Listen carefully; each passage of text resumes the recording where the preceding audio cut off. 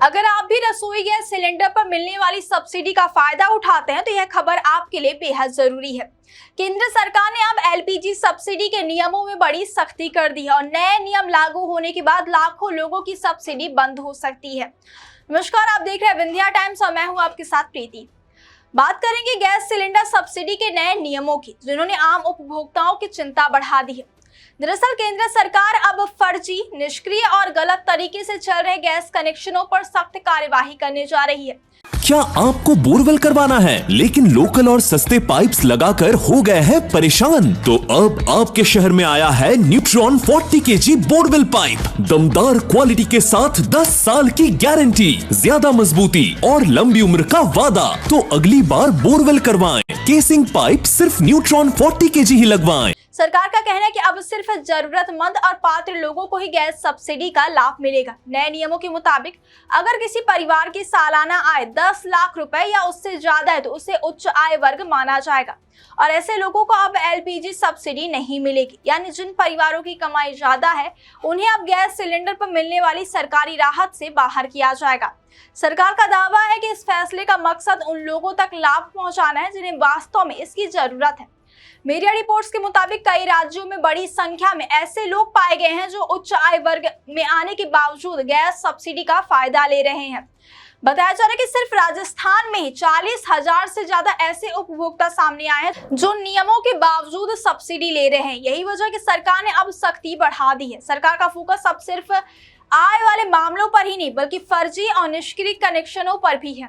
जांच में यह भी सामने आया कि कई घरों में आज भी मृत व्यक्तियों के नाम पर गैस कनेक्शन चल रहे हैं और उन्हीं के नाम पर सिलेंडर भी लिए जा रहे हैं। अब नए नियमों के तहत अगर गैस कनेक्शन किसी मृत व्यक्ति के नाम पर है तो परिवार को 30 दिनों के भीतर वह कनेक्शन किसी पात्र सदस्य के नाम ट्रांसफर करवाना होगा और अगर ऐसा नहीं किया गया तो कनेक्शन बंद किया जा सकता है। हालांकि सरकार ने प्रधानमंत्री उज्ज्वला योजना यानी पीएमयूवाई के तहत लाभार्थियों को राहत दी। उज्ज्वला योजना से जुड़े गरीब परिवारों पर 10 लाख रुपए वाली आय सीमा लागू नहीं होगी, क्योंकि यह योजना पहले से ही गरीबी रेखा से नीचे रहने वाले परिवारों के लिए बनाई गई है।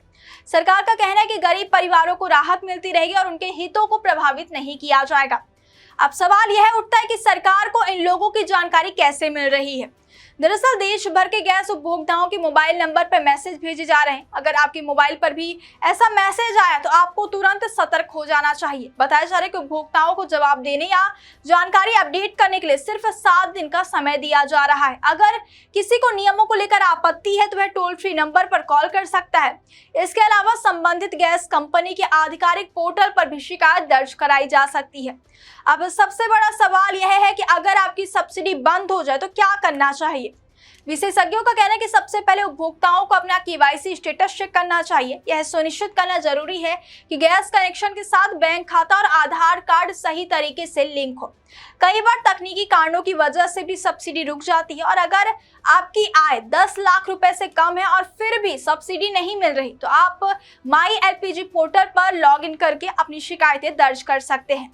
इसके अलावा अपनी गैस एजेंसी से संपर्क करके भी समस्या का समाधान कराया जा सकता है। अब इस पूरी प्रक्रिया के बीच आम लोगों की चिंता बढ़ गई है। लोगों का कहना है कि सरकार को नियम लागू करने से पहले पूरी जानकारी और जागरूकता फैलानी चाहिए ताकि किसी जरूरतमंद की सब्सिडी गलती से बंद ना हो जाए, क्योंकि आज भी देश के करोड़ों परिवार रसोई गैस सब्सिडी पर निर्भर है और गैस सिलेंडर की बढ़ती कीमतों के बीच यह राहत उनके लिए बेहद जरूरी है।